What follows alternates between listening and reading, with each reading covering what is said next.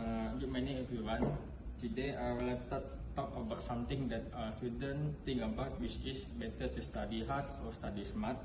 So should we spend long hours to study hard, or is better to study smart and use clever strategy?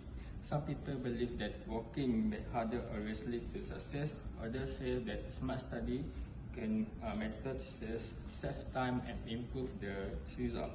Personally, I believe that studying smart is better than studying hard.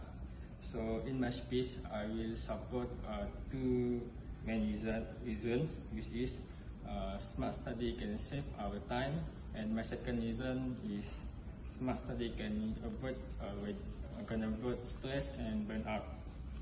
So in conclusion, working hard is valuable, but studying smart is what will lead to better learning and better grade and better mental health. So that's all for me. Thank you.